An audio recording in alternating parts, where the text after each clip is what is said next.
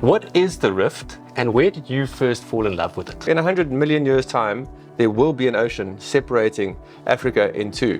This is a celebration. One thing we all can hold on to is Mother Earth. You're quite obviously super passionate about it. It's the greatest repository of the origin of man. When I thought of the Rift Valley, I thought, I have to be in Tanzania or Kenya. For a young, impressionable wildlife naturalist enthusiast, was the most phenomenal sight I'd ever seen. It's anthropologists, it's ethnographers, it's scientists, it's paleontologists, and it's people who live in the land. And they all just said, yes, of course we want to share the story of the rift. Hi everybody and welcome back to the channel. Today I have a very special guest. It's my good friend and fellow wildlife photographer and photographic safari guide, Shem Compion. Shem, thanks for joining me.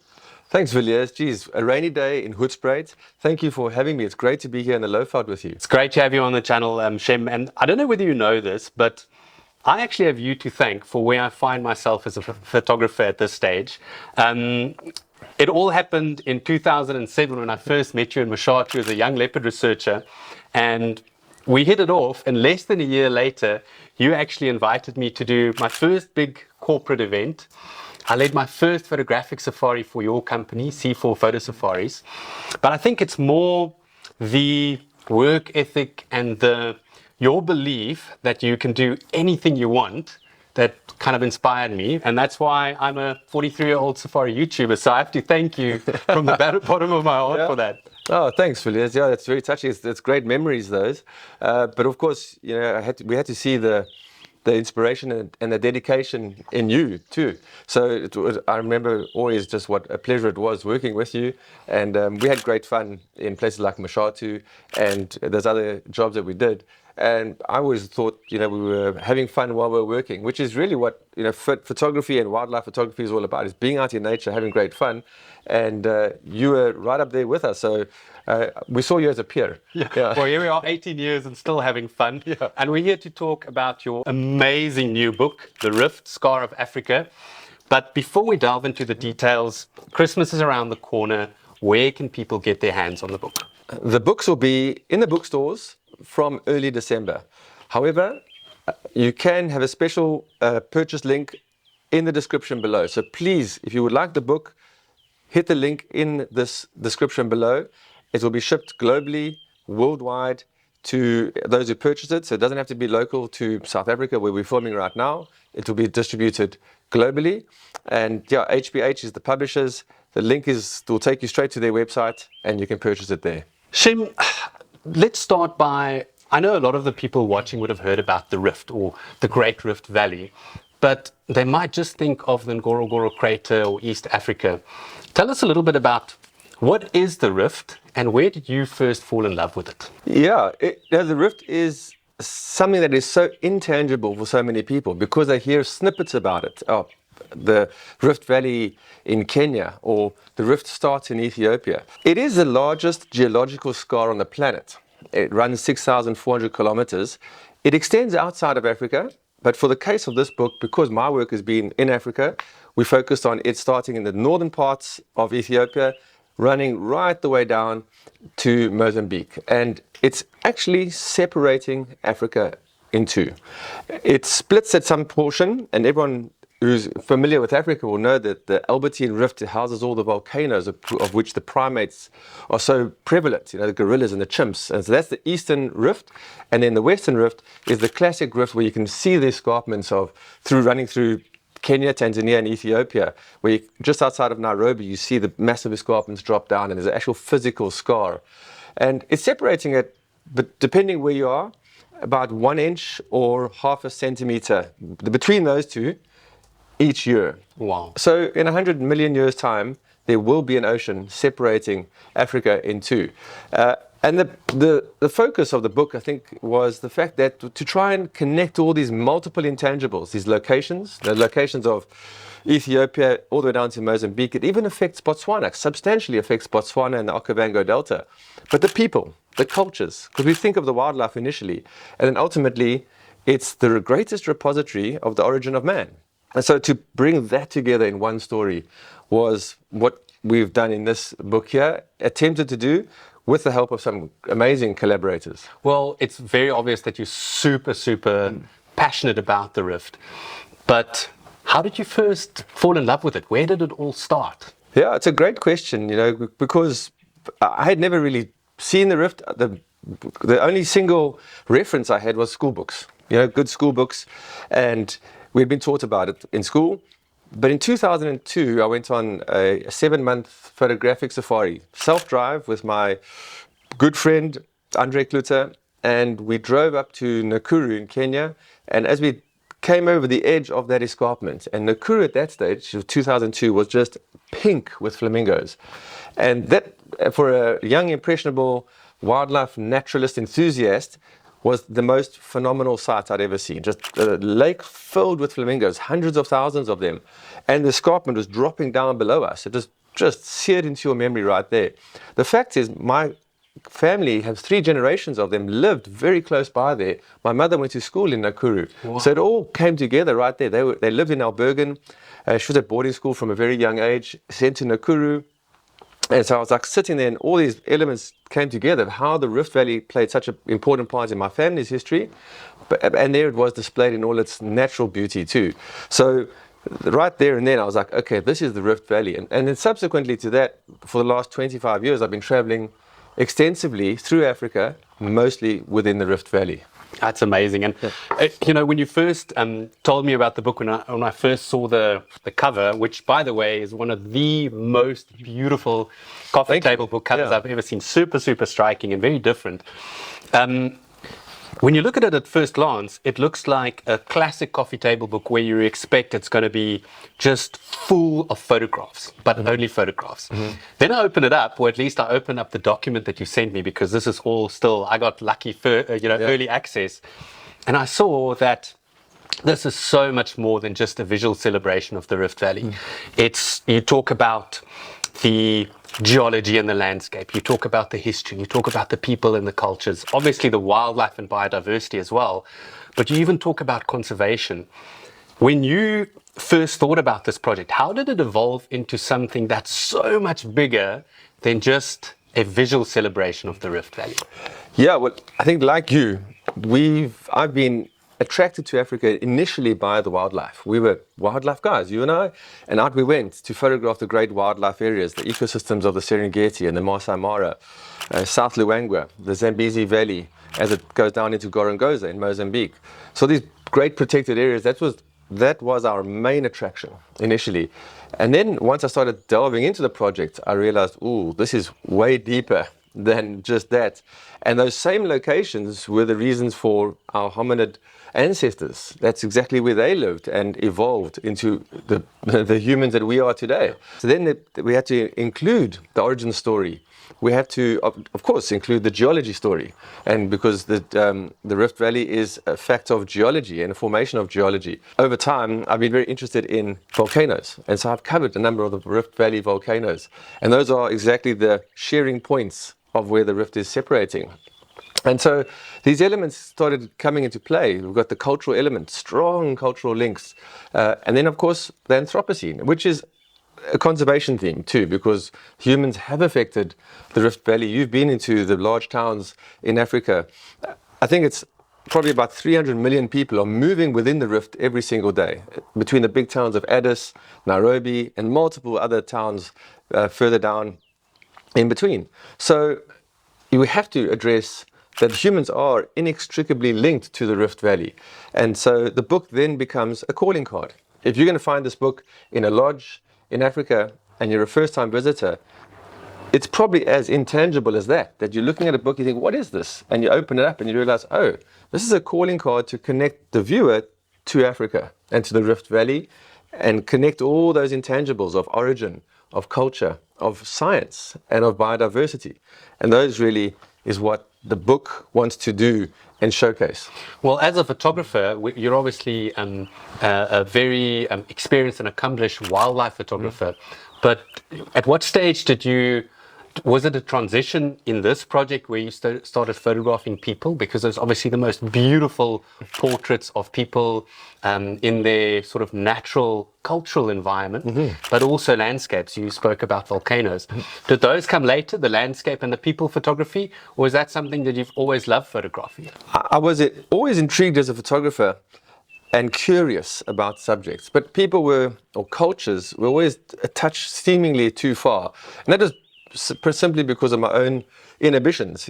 Wildlife's easy because they've got no way to talk back to you, and if they walk away, you can't do anything about them. Whereas with people, I was hesitant at first, but I started photographing cultures in 2006 and became really enamored with the people living in the land more than taking a photograph. It's like how creative humans that are living in remote, tough, inhospitable areas have to be in order to survive. And that's why they become semi-nomadic. They have to move around. How their pastoralism develops around the environment. And so they become inextricably linked to the environment. So that's what drew me in, sort of the anthropological appreciation of how they survive in those harsh environments. And so being immersed into those cultures opened up whole new doors. And the volcanoes was just pure curiosity of wanting to explore parts of Africa. I think subconsciously I was physically attracted to all the parts of the Rift Valley, but it wasn't until northern Kenya, a visit up there to Lake Turkana and the regions all around that, where I spent time with these groups, the Gabra, the Turkana, the Samburu, in very, very remote environments, and recognizing and understanding how closely they live to the land and wanting to share their story. That was the real part of it, to share their story of what it is like to live in parts of the Rift and make a success of it. It's a hostile environment. It's no unbridled Eden at all. It's actually exactly the opposite. But they bring beauty to that. You've seen these tribes up in Africa with the design and the ethnography and the beadwork, and that's deeply embedded in their culture. And so I wanted to share that with the viewers here. Well, I have to mention again, you're quite obviously super, super passionate about it. And you guys might be thinking or have, trying to imagine what this book might look like. And if it was any other coffee table book, there would have been just some pretty pictures of people in their outfits and a nice volcano photo and some nice wildlife photos.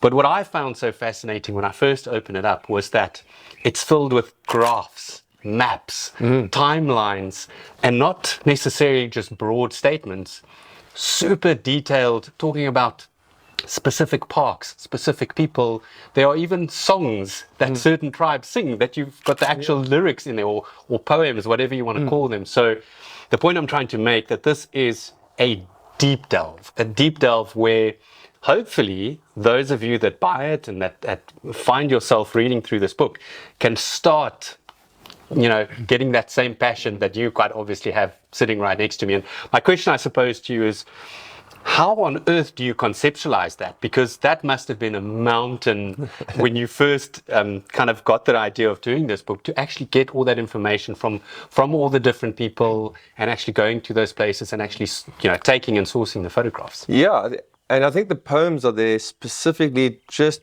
to make the reader pause and appreciate that the Rift is beyond the science and beyond the academia. This is a celebration of a place. The world can be a daunting place. And one thing we've all can hold on to is Mother Earth. We know that we can work out into nature. And so this is to reflect on that and become essentially a little conduit to nature, and the Rift Valley specifically within that. So the poems are there to just let people pause and breathe, and they're written by poets that live and breathe in the Rift Valley, and their writing is specifically about that.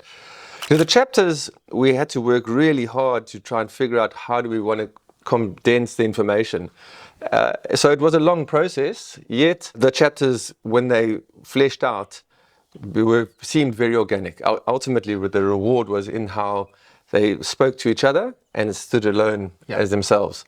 And then the contributors, I'm a photographer, so I can bring the photographs, and I'm no expert in science or geology. So we started reaching out to various academic and scientists, but also people who live on the land in Africa. So we've got Valerie Browning. She's a nurse who went to the Afar region in Ethiopia 35 years ago. She's never left. She's built hospitals, she's built schools, she's been awarded at the highest level for her work.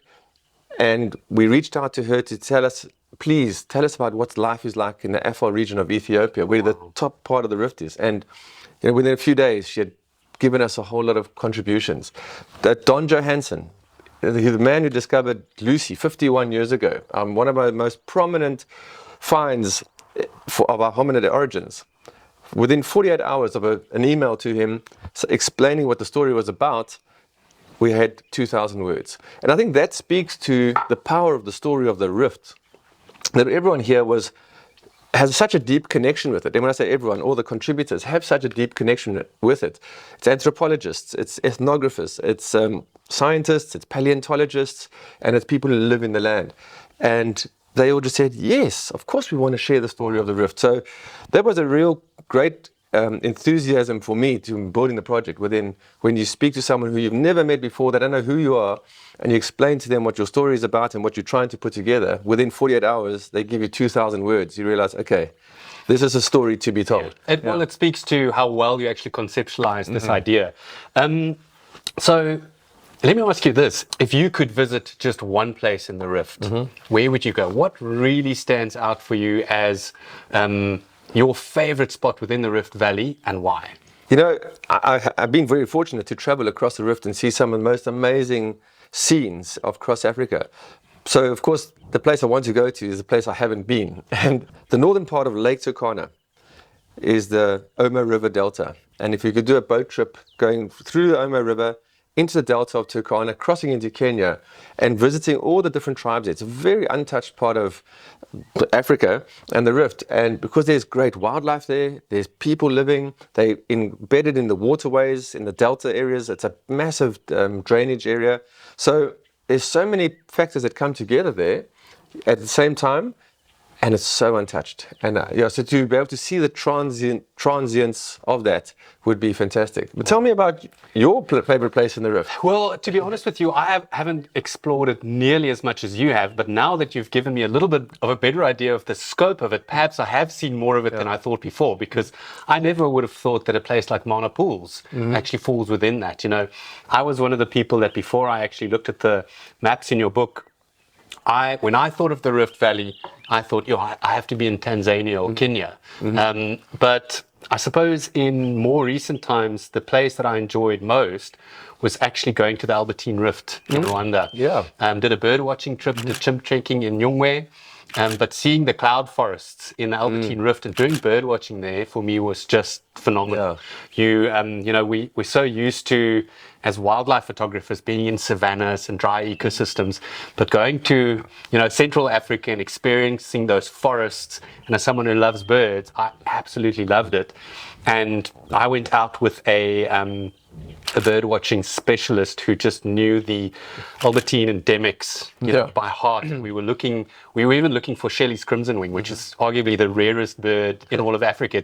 I think it's only ever been photographed once, and that was a netted bird. So spending time with someone on the ground in the forests, that was really, really special. I must admit, I actually really enjoyed Rwanda.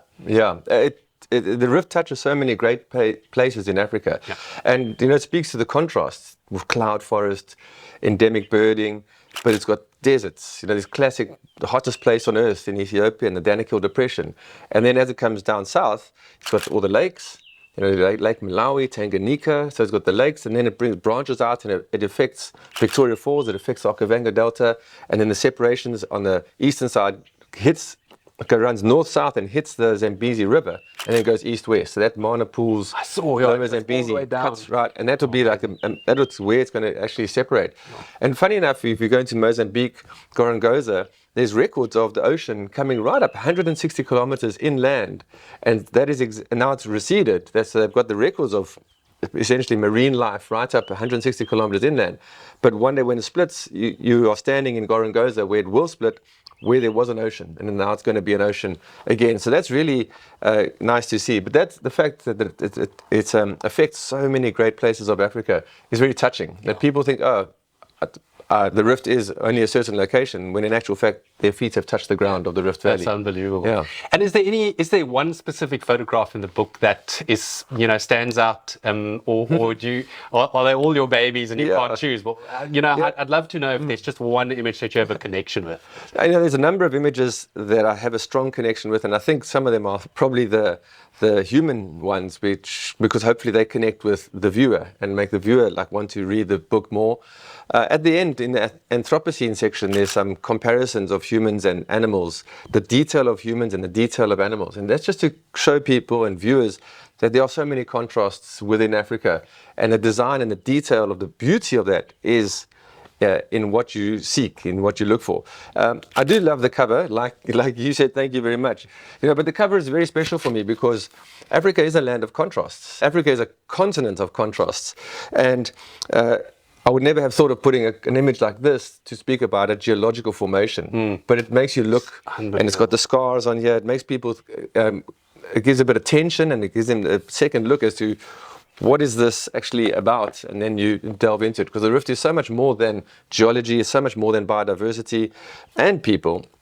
It's all of them combined. So having a contrasting cover like that, I think, was a really powerful statement for me. Yeah, and those beads almost represent the Rift, don't they? You must have thought about it. It's so powerful. Absolutely powerful. Yeah. Well, Shem, to kind of wrap things up, this book, I love the fact that it's both a visual celebration, but something that you can also sit down and read. I love reading about Africa. But in your mind, who's going to love this? Who is this book for? Yeah, I would say it's definitely for Africa Files, because anyone who's been to Africa has invariably touched the Rift Valley. And so this is for someone who's been to Africa, wants a connection with the place that they've been to, but also wants to understand a little bit more about how the Rift Valley is such an important part of what Africa has to offer. And hopefully it's an inspiration to seek other places in Africa, but also it's a pause for reflection, that we realize that this is a calling card to recognize the environment, the ecosystems that are protected here, and the environmental concerns that the Rift Valley has. So those are the highlights that we speak about, but also the challenges that the Rift Valley faces, and that we as humans are the ones that can affect change for the positive. So that's really, I would say, who it's for. I would like to think globally everybody can purchase it. Like I mentioned, shipping is global, and it's coming from the UK and South Africa. So the rates of shipping are not extremely high, especially because shipping from South Africa is very expensive. So if you do want to purchase the book, please see the link down below.